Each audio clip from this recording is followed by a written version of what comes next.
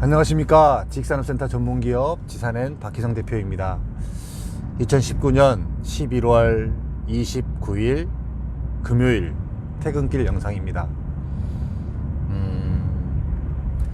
지식산업센터 분양에서 실사용자의 분양과 투자자의 분양의 속도의 차이가 얼마나 날까요? 이거 한번 제가 제 경험에서 한번 이야기해 드릴게요. 속도의 차이, 반응 속도의 차이. 이제 오늘 낮에도 잠깐 이렇게 한번 뵙고 이렇게 이야기를 했는데, 기업을 운영하시는 대표이사님들은요, 정말 여러 가지를 감안합니다. 정말 여러 가지를 생각하고 회사 자금을 고려해보고, 그 다음에 이제 이거를 지금 분양받아도 될지 나중에 분양을 받아야 될지 굉장히 많이 고민합니다.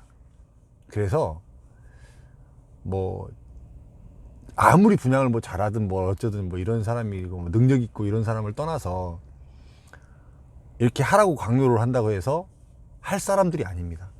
그거를 한 회사의 그래도 리더기 때문에, 그 다음에 그 한 회사를 이끌고 있는 그 수장으로서의 생각들을 많이 하기 때문에 절대 경거망동 잘 안 합니다. 그거는 확실히 그분이 이 그 연륜도 그렇고 사업체를 이끄시는 분들이라서 더 그렇습니다. 그래서 분양을 소개를 하면 분양 물건을 보고 몇 번을 검토를 하고 이렇게 한 번에 계약한 케이스가 제가 이렇게 오랫동안 분양을 하면서도요 없었어요. 한 번에 분양하지 않아요. 굉장히 오래 걸립니다. 오래 분석하고 오래 판단하고, 그 다음에 여러 가지를 감안하고, 그 다음에 분양 당시가 2년 후의 모습이기 때문에 그때 가서 자기 회사가 어떻게 될지를 모르는 부분들을 굉장히 많이 생각을 하기 때문에 절대 바로 결정하지 않습니다. 그래서 예전 아파트형 공장일 때는요, 분양해서 이렇게 딱 오픈을 하면 이제 한 30%, 20%, 30% 정도가 분양이 되고, 그다음에 조금씩 계속 조금씩 분양이 됩니다. 그러면서 이제 입주가 가까워질 때까지 한 60, 70%가 되고, 나머지 한 30%, 20%가 건물이 다 지어지고 준공이 됐어도 분양이 안 됩니다. 그때서 이제 건물을 보고 그때 판단하고 사는 사람들도 굉장히 많습니다. 이렇게 분양이 됩니다. 이렇게 더디게 분양이 되고, 이 거의 대부분 다 실수요자이기 때문에 한 번에 분양된다는 거는 상상도 할 수가 없습니다. 그런데 투자자들은 어떨까요? 만약에 제가 여러분들에게 이렇게 어떤 투자를 해서 돈을 조금 벌어줬어요. 그러면 여러분들에게 이야기가 되게 좋겠죠. 사장님, 요번에 요 지식산업센터 이거 하나 들어가는데 굉장히 입지도 좋고 앞으로 향후 전망도 좋습니다. 근데 요거 지금 사놓으면 나중에 뭐 2년 후니까 지금 뭐 분양가가 만약에 뭐 700만 원을 하면 입주할 때쯤 되면 한 800만 원 갈 것 같습니다. 프리미엄이 한 100만 원 정도 될 것 같아요. 좀 찍어주시죠. 이렇게 이야기를 하면 1억, 2억 쏘는 게 바로 결정합니다. 바로. 그러면 저는 똑같은 분양사원이라고 봐요. 전자를 분양하는 것도 분양이고 후자를 분양하는 것도 분양입니다. 전자는 정말로 오랜 시간에 걸쳐서 찾아다니고 공을 들이고 그리고 계약에 나와야 되고, 후자는 말 몇 마디에 후다닥닥 계약이 됩니다. 분양사원이 받는 돈은 똑같습니다. 어떤 계약을 해야 될까요? 어떤 계약을?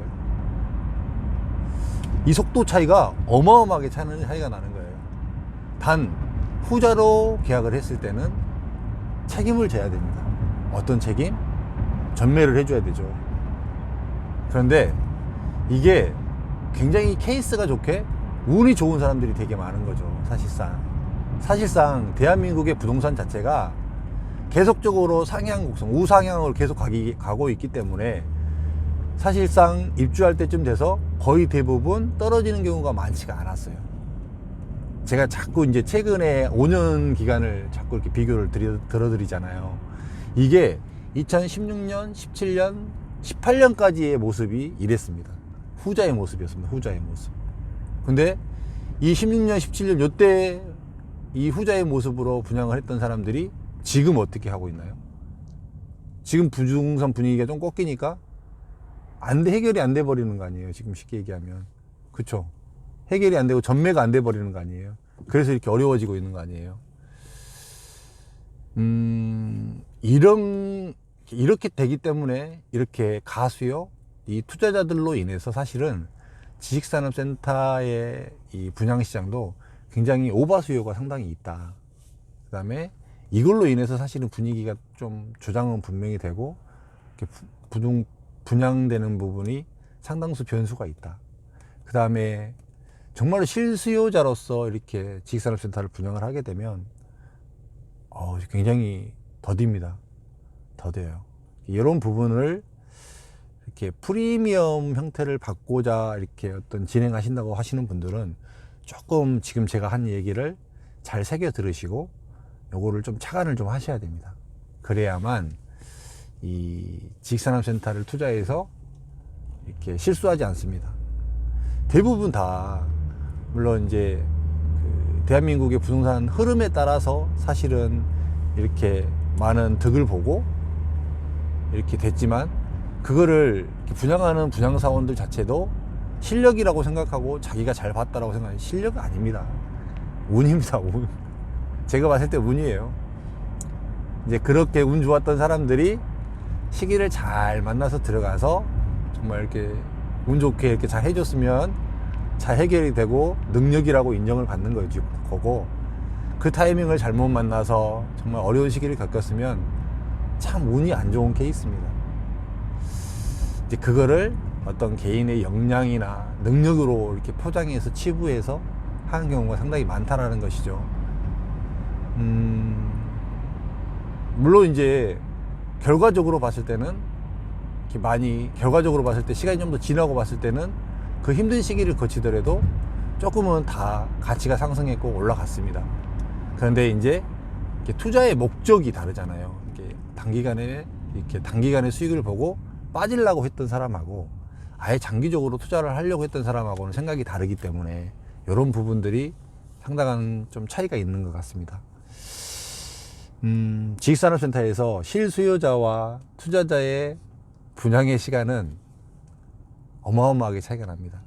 그리고 이 투자자로 영업을 해버릇한 이런 영업사원들, 쉽게 얘기하면 이 온실속 영업사원들, 전투력이 없는 이 영업사원들이 계속 판을 치고 그 사람들이 능력이 있는 것 마냥 이렇게 행세를 하다 보니까 갈수록 분양시장이 더 그런 형태로만 흘러가고 있고, 정상적으로 이렇게 전투력 있게 영업하는 사람들이 이렇게 대우를 제대로 못 받는 이런 형태가 됩니다. 근데 이제 어려운 시기가 되면, 지금처럼 부동산 경기가 조금은 어려워지는 이런 시기가 되면 전자에 영업했던 이런 전투력 있는 사람들이 능력을 이렇게 실력을 검증이 된 사람들이 이렇게 대접을 받습니다. 그런 시기에는 진짜로 실력 있는 자들이 중용이 되고 실력 있는 자들이 올라옵니다.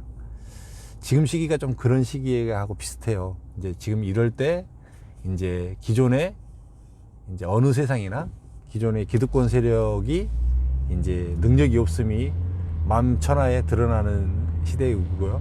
이럴 때 신흥 세력들이 다시 이제 요 기득권 세력의 자리를 대체할 수 있는 또 유일한 길이기도 합니다.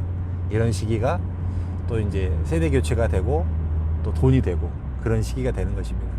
오늘은 또 이런 이야기를 드리는 이유는 이렇게 그렇게 투자로 들어가야 될 시기가 있고요. 그 다음에 또 이렇게 장기로 들어가야 될 시기가 있고, 이 시기가 조금 사실은 좀 나눠져 있습니다. 이런 부분들을, 이 흐름을 전체적으로 잘 읽고 가시면 부동산에서 투자를 해서 손해보지 않고 굉장히 득을 볼 수 있는 이런 케이스가 될 수 있으니까요. 여러분들이 여러분 나름대로 이런 어떤 가이드라인을 한번 세워 보시고요. 부동산 흐름을 한번 잘 보시고 그렇게 해서 투자를 하셔서 꼭 실패하지 않고 잘못 투자하지 않기를 진심으로 바라겠습니다. 내일 또 주말입니다. 잘 보내시고요.